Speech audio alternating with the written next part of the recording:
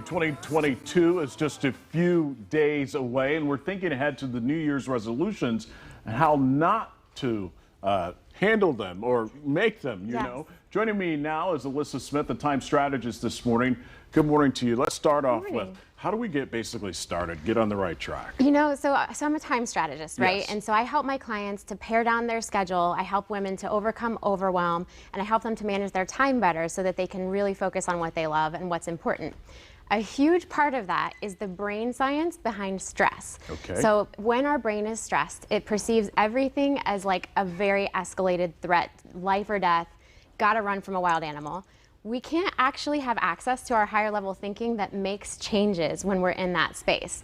The same concept about the brain science behind stress applies to resolutions when you're trying to make a change in the new year. Oh. So we have to really be careful about managing the stress before we try to make the changes. Absolutely. What's the first step to creating that lasting change? So the first step, so I have 4 easy tips that everyone can take away to make lasting change in the new year. The first one, create systems, not resolutions. Oh. So what you do is you, instead of saying, okay, I want to lose X amount of weight, you say instead, I like to move my body these 5 ways, and I'm going to plan that into my calendar this many times a week. So you give yourself, you take the pressure off a little, you give yourself a better chance at actually creating that change. The next step, the second one. Second step, watch your motivation.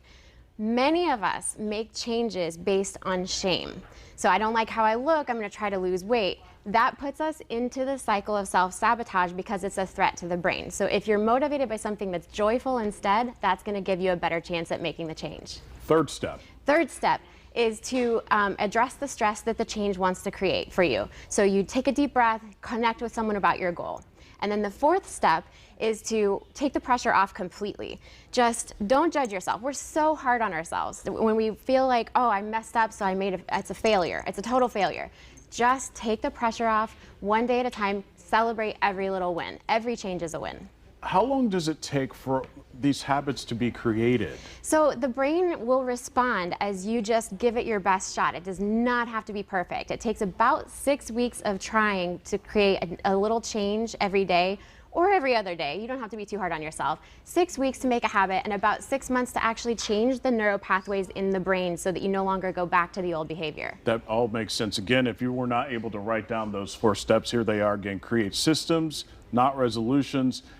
Get clear on your motivation, which is an important one. Yes. And if the goal causes stress, get calm before you actually attempt it. And basically, take the pressure off. Take the pressure off. Don't judge yourself. Don't be hard on yourself. Don't feel like you lose all your progress if you mess up once. That's good information to have this morning. Alyssa Smith, time strategist, thank you so much. Absolutely. For the tips. Really do appreciate it, and happy holidays. Thank you very much. All right, and for more information on Alyssa Smith and what she does, just head to fox59.com/links. Jim?